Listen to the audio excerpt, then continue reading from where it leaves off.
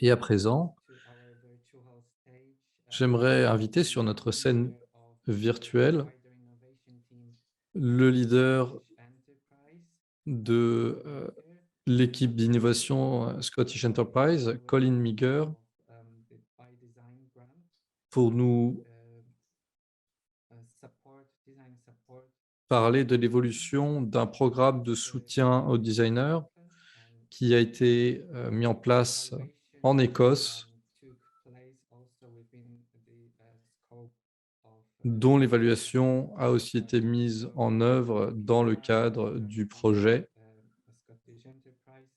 Donc, Scottish Enterprise a regardé, examiné l'impact de ce programme de prix et Colin va partager avec nous les détails des résultats de cette analyse. Colin, vous avez la parole. Merci beaucoup, Piotr.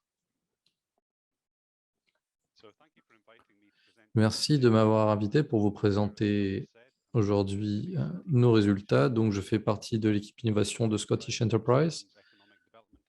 Nous sommes l'agence de développement économique de l'Écosse. Notre but est d'innover et d'internationaliser. Nous créons un meilleur environnement pour permettre à nos entreprises de croître. On se focalise sur une croissance équitable et durable. On a plus de 1000 personnes de par le monde et on aide à développer des projets et soutenir les entreprises grâce à notre expertise, notre soutien financier, nos réseaux. On travaille de près avec nos partenaires et nos communautés. On a une approche locale sur base d'équipe. Nous, notre équipe a pour but d'aider les entreprises à innover et à améliorer leur capacité d'innovation. L'innovation, pour nous, c'est l'exploitation réussie d'une idée ou, en d'autres termes, aider les entreprises à transformer des idées en factures. Et donc, pour nous, le design est vraiment au cœur de l'innovation.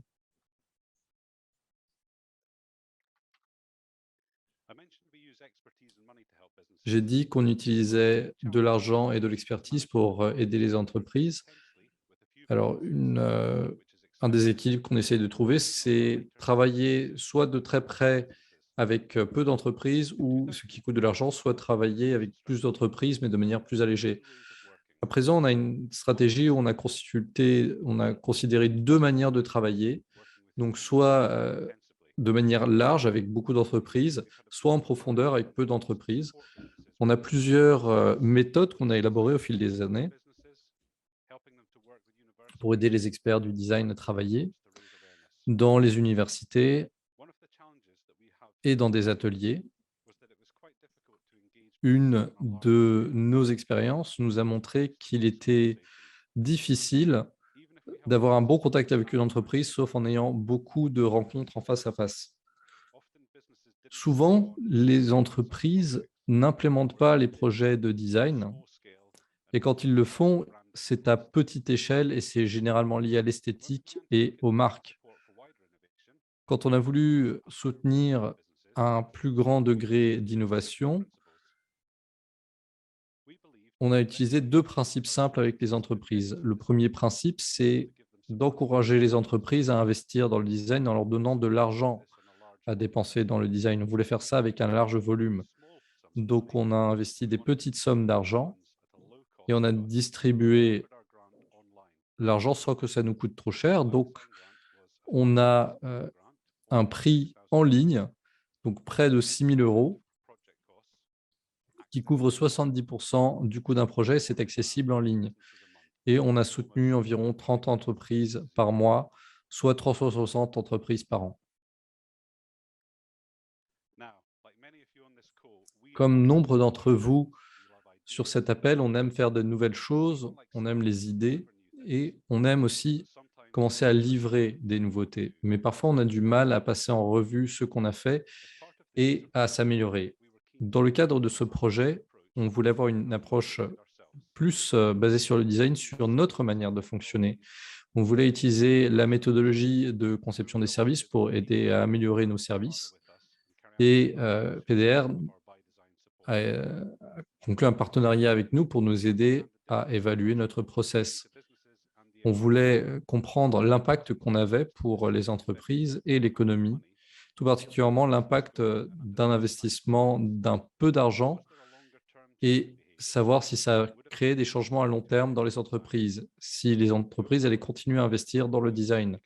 On voulait aussi savoir si on pouvait améliorer le service, le rendre plus agréable à utiliser, le rendre plus efficace pour nous. La première étape, c'était une étude en ligne aux participants aux bourses. On l'a envoyée à toutes les entreprises et 252 ont répondu. On voulait aussi savoir quel impact on avait dans l'écosystème du design.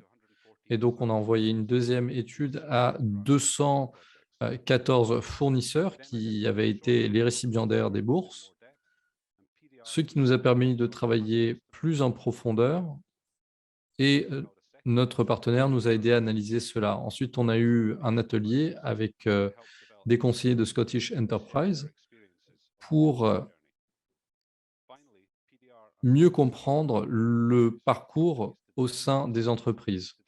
Ensuite, on a fait des études de cas pour voir quelle était la nature qualitative des projets de design qu'on avait soutenus. Qu'est-ce qu'on a découvert?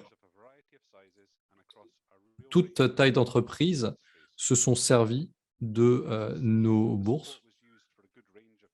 Ces financements ont servi à différents types de projets de design. On avait laissé la nature des projets très ouverte, donc c'était très intéressant de voir une variété d'entreprises répondre. Et au-delà de nos projets financés, les entreprises ont continué à investir. On a vu que ça a créé aussi de vrais bénéfices pour les entreprises, des lancements de nouveaux produits, des entrées dans des nouveaux marchés et une amélioration de la compétitivité. En moyenne, les entreprises pensent qu'elles ont gagné en vente en moyenne 240 000 livres sur les 3 années ayant suivi notre soutien. Nous avons aussi voulu voir s'il y avait des bénéfices durables. Est-ce que les entreprises changeraient leurs pratiques de design après notre intervention? 75% des entreprises disaient qu'elles étaient plus conscientes et 71% disent qu'elles paieraient plus d'argent. 68% voulaient continuer à collaborer avec l'entreprise et en moyenne, ils disaient ils ont dépensé 26 000 sur le design après notre financement. Et 97% pensent qu'elles seraient plus intéressées à travailler avec d'autres entreprises de design à l'avenir. Donc, beaucoup d'impact positif en utilisant By Design. Une autre raison pour laquelle on a fait cette évaluation, c'est pour nous aider à améliorer notre approche, pour mieux comprendre le client. Donc, d'abord, on s'est intéressé aux points critiques. Qu'est-ce qui était problématique pour les clients? Qu'est-ce qu'ils ne comprenaient pas? Qu'est-ce qu'on pouvait améliorer? Et à partir de là, on a commencé à parler de solutions et d'améliorations. Grâce à User Factor, on a pu améliorer certains de ces aspects. Une des demandes les plus pressantes, c'était plus de formation pour les aider à mieux gérer les projets de design et à mieux sélectionner les entreprises de design. Donc, on s'est intéressé au rôle de nos spécialistes dans la compréhension de ce process. On a également développé un guide pour soutenir les entreprises. Comment sélectionner le bon designer, comment préparer un projet de design et comment gérer un projet de design. Et on serait ravis de partager ces guides.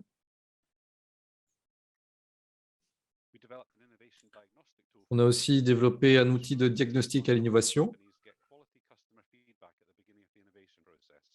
qui se focalise sur les retours d'expérience sur les projets d'investissement. On a aussi eu plusieurs ateliers sur le design pour promouvoir le design et la manière dont ça peut créer de la valeur pour les entreprises. Ça a été des bons points de départ pour les entreprises qui ont travaillé avec nous en partenariat par la suite. On a aussi fait des changements sur notre formulaire d'application et notre processus d'enregistrement. Et enfin, on s'est bien intéressé à la valorisation de nos financements. Donc, c'est tout ce que j'ai à dire.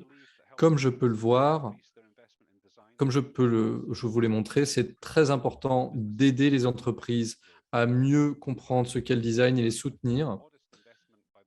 Notre étude montre qu'un petit investissement permet d'avoir un impact disproportionné.